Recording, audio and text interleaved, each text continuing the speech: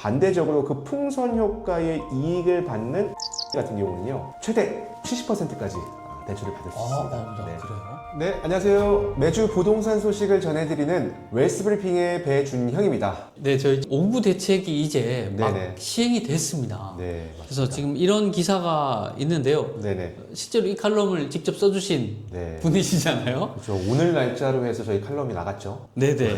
다주택자 양도세 중과 재개, 네. 부동산 시장은 어디로 가나? 네. 그 5구 대책 네, 얼굴이 맞아요. 이제 좀 지났습니다. 네. 그래서 지금 이제 부동산에서 뭐가 바뀌는지 좀 궁금하고요. 네네. 일단은 뭐 다들 아시겠지만 5구 대책이라는 게 뭔지부터 한번 간략하게 설명 부탁드립니다. 네, 뭐 5구 대책 정말 말은 거창한데요. 별거 없습니다. 그러니까 5구 대책이라는 것 자체가 기존에는 5월 9일 이전 그게 이제 4년 동안 원래 정부에서는 한시적으로 좀 유예를 시켜주었던 정책이었어요. 그게 뭐냐? 원래는 1세대 이제 다주택자, 그러니까 다주택자는 주택을 2채 이상 보유를 한 사람부터 다주택자라고 얘기를 해요. 그래서 주택을 2채를 보유하고 있는 사람 혹은 3채를 보유하고 있는 사람들이 그동안은 한시적으로 양도세 이걸 팔게 되면은 세금적인 측면을 절세를 받을 수 있었습니다. 일반 세율하고 동일하게. 네네네. 근데 이 5구 대책 이후로 내가 갖고 있는 부동산을 처분을 하게 되면은 기본 세율이 이제 보통 8단계로 이제 구분이 돼요. 네. 그러니까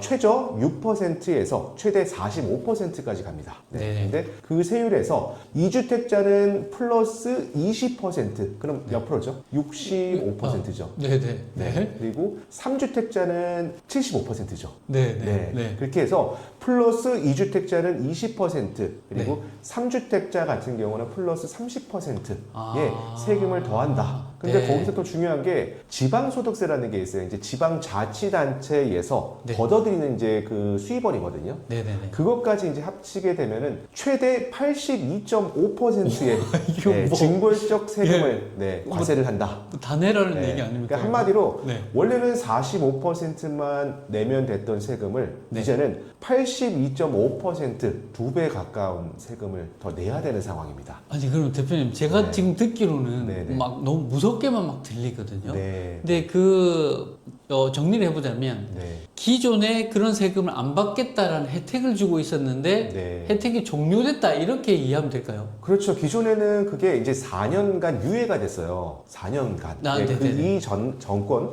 이 전 정권에서는 네.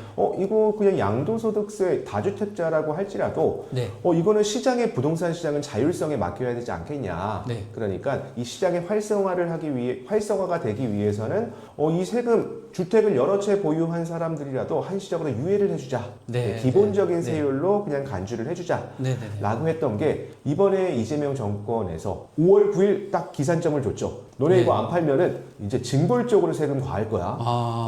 그 내용입니다. 와, 정말 뭐 징벌적이라는 말이 좀 어울리는 것 같은데요. 네.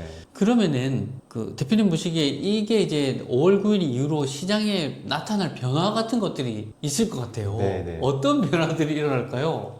아마 여러 가지들의 변화들이 저는 예상이 됩니다. 근데 이제 크게 그 주요적으로 제가 생각하는 이슈들은 크게 한 4가지 정도로 볼 수 있을 것 같아요. 저는 어떤 부분들을 얘기할 때 이제 키워드를 중심으로 얘기를 하는 걸 좋아하는데 매가 증전이 예상됩니다. 첫 번째 하나, 매가 증전. 매가 증전입니다. 네네. 첫 번째부터 말씀드리면 매물 품귀 현상, 소위 이제 매물이 잠길 겁니다. 매물 잠기는 현상. 왜 그러냐면요. 당연히 주택을 여러 채 보유한 분들 5월 9일이 지났으니까 이거 팔면은 어떻게 되죠? 세금이 징벌적으로 이제 과세가 되잖아요. 한마디로 내가 기존에는 45%만 내면 됐던 세금이 이제 팔게 되면은 65%, 뭐 75% 네, 이렇게 네, 세금이 네. 가해지다 보니까 네. 이 세금 부담에서 너무 이제 피로감이 축적이 되는 거죠. 네, 못 팔겠는데요? 겁나가지고. 그렇죠. 그렇기 때문에 이제 매물이 잠기겠죠. 네. 매물이 잠기게 되면 당연히 이 시장에서의 부동산 시장은 위축될 수밖에 없는 그게 이제 첫 번째 요인입니다. 네, 네, 그리고 네. 이제 두 번째 매가 증전에서 이제 갑니다. 앞으로 이제 부동산 가격은요. 점점 더 상승할 수밖에 없을 겁니다. 가격이군요. 가격. 그렇죠. 예. 가가 또 점점 상승할 것이다. 이렇게. 그렇죠. 이제 앞으로는 네. 더 우상향에 대한 스탠스로 갈 거예요. 그 이유가 뭐냐면요. 이게 부동산은 소위 이제 시장의 자율성에 맡겨야 되는데 이걸 외부적으로 외압을 가하다 보면은 첫 번째는 이제 매물이 잠겼죠. 네네. 잠기게 되면은 이제 부동산 가격이 올라갈 수밖에 없는 이유가 희소성 때문에 그렇습니다. 네, 희소 가치. 네. 누구나 다 가질 수 없기 때문에 기존에 똘똘한 한 채 혹은 똘똘한 두 채를 보유한 사람들은 내 매물을 내가 보유하고 있을 거고 그거를 내가 구입을 하고 싶어도 매물이 시장에 나오지 않기 때문에 매물 품귀 현상이 발생이 되는 거죠. 매물 품귀 현상이 발생이 되니까 부동산의 가격이 올라갈 수밖에 없는 구조로 아마 스탠스가 전환이 될 겁니다. 아니 지금 그 앞에는 제가 너무 무서웠다가 네. 갑자기 또 집을 사야 되나 막 이런 생각이 드는데 네. 제가 생각하는 좀 조심스러운 부분이 있겠죠. 그래서 네. 그런 거에 대한 한번 얘기를 해주시면 좋을 것 같아요. 네. 지금 집을 산다는 것에 대해서 혹시 어떻게 생각되세요? 지금 일단은 집을 사는 거, 실수요자라고 하면은 집을 사는 거 너무 좋죠. 근데 현실적으로 집을 전체적으로 다 자기 자본, 현금으로 구입하는 분들이 거의 없을 거 아니에요. 네네. 재산 중에 가장 큰 비중을 차지하는 게 이런 주거용 부동산, 상업용 부동산, 소위 거시적으로 이제 부동산이라고 표현을 하는데 네네. 그 부동산 자체를 현금을 주고서 사지 않는 이상은 녹록지가 않을 겁니다. 왜 그러냐? 네. 지금 정부에서는 금융기관에 대한 대출 규제를 강력하게 규제를 하기 때문에 네. 이 대출이 안 된다라는 것은 결론적으로 내가 집을 사고 싶어도 사지 못하는 상황인 거죠. 네, 그렇기 때문에 네. 이 주택시장, 아파트 시장의 규제가 가해지는 부분에서 풍선 효과라고 합니다. 이제 풍선을 쫙 누르게 되면은 이 옆에 부분이 이제 네. 확 커지잖아요. 네네네. 그 옆에 부분이 커지는 부분들이 주택시장의 반사이익을 볼 수 있는 주거용 부동산에 한해서는 오피스텔 시장이 조금 더 반사이익을 받을 수 있는 풍선 효과 상품입니다. 대표님 그럼 제가 지금 듣기로는 그러니까 주거용 부동산은 사면 좋은데 네. 사고 싶어도 못 살 거다. 왜냐하면 지금 대출 규제가 너무 심해서. 네, 맞습니다. 그렇다면 풍선 효과로 이익을 볼 수 있는 어떤 네. 오피스텔이라거나 네. 어떤 그런 상가 건물이나 이런 네. 것들에는 그리고 15억 원 초과 그리고 25억 원 이내의 부동산 아파트 같은 경우는 최대 4억 원까지 대출이 가능한 거고 네. 만약에 이제 25억 원이 초과되는 부동산이다 그럼 이제 고가주택이잖아요. 네네. 최대 2억 원까지만 가능한 거예요. 네. 그래서 이제 주택 같은 경우는 현실적으로 대출이 그만큼 녹록지가 않다라는 그 말씀을 드리고 싶은 거고. 네네. 근데 이렇게 대출 레버리지를 활용하기가 어려운데 반대적으로 그 풍선 효과의 이익을 받는 오피스텔 같은 경우는요 최대 70%까지 대출을 받을 수 있습니다. 네. 그래요? 그러니까 당연히 이제 이 주거용 부동산에 관심을 기울이는 그 투자자분들이 오피스텔로 관심을 기울이는 부분들로 가는 거예요. 그러면은 대표님 보시기에 그 오피스텔 지금 말씀해 주셨는데 네네. 오피스텔 말고도 또 어떤 이런 규제에서 조금 풍선 효과 오히려 이제 이 네. 규제가 주거용에 이제 한정되다 보니까 네네.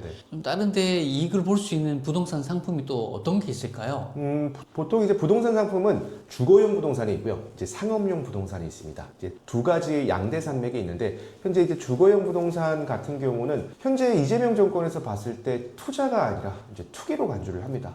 현실적으로 지금 과거처럼 주택을 샀다가 일정 기간 시간이 흘러서 시세 차익을 보는 거는 현실적으로 녹록지가 않을 거예요. 근데 똑같이 이제 거주를 할 수 있으면서도 또 업무를 볼 수 있는 공간이 이제 오피스텔이라는 그 공간이 첫 번째 어떤 그 투자 상품으로 좀 매력적인 부분들로 이제 갈 거고요. 두 번째는 그 요즘에 이제 생활형 숙박시설이라고 하죠. 외국인 관광객들 대상으로 유입되는 이런 생활형 숙박시설들이 앞으로는 조금 더 각광받지 않을까 생각합니다. 그때 이제 생활형 숙박시설 같은 경우가 이 규제가 좀 있었어요. 이게 외국 관광객들을 대상으로 유입할 때 보통 일반적으로는 호스텔, 에어비앤비라고 하잖아요. 네네네. 근데 이 생활형 숙박시설 같은 경우는 에어비앤비라든가 이제 호스텔 적용을 못 받게끔 그동안 이게 규제책이 있었습니다. 근데 네. 그 규제라는 샌드박스에서 조금 풀린 부분들이 있어서 앞으로는 생활형 숙박시설도 관심을 가지시면은 좋지 않을까 생각이 들어요.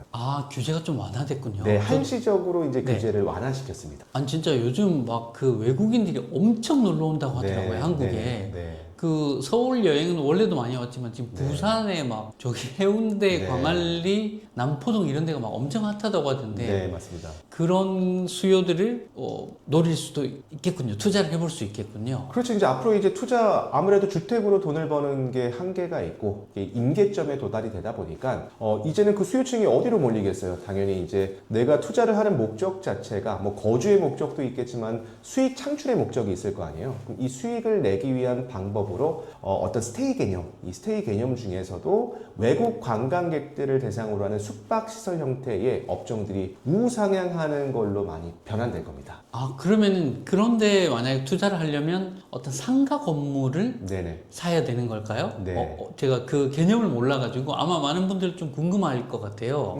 숙박시설 같은 경우는 크게 뭐 호스텔이라는 개념이 있고요. 또 에어비앤비라는 외국인 관광 도시민박업에 그 적용을 받는 상품이 있고요. 그리고 현실적으로 많이 지금 하고 있는 뭐 고시원 형태도 있을 거고 뭐 여러 가지 생활용 또 숙박시설이 있을 거고 여러 가지들이 있는데 하나씩 살펴보면은 이제 호스텔이라고 하는 것은요. 이게 이제 용도 지역이라는 게 있습니다. 그 용도 지역으로 일반 상업지 혹은 준주거 지역 내에서만 가능합니다. 네. 근데 이 준주거 지역이라고 해도 이 지자체에서 승인을 내주는 곳인 부분만 허용이 되는 곳이고요.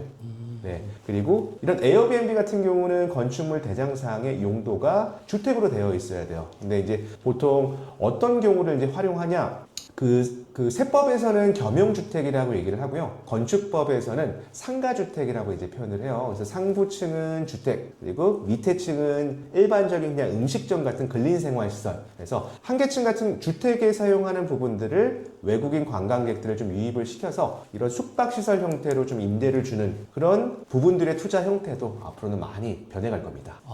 그러면은 제가 막 네. 저도 너무 관심이 많아가지고 네네.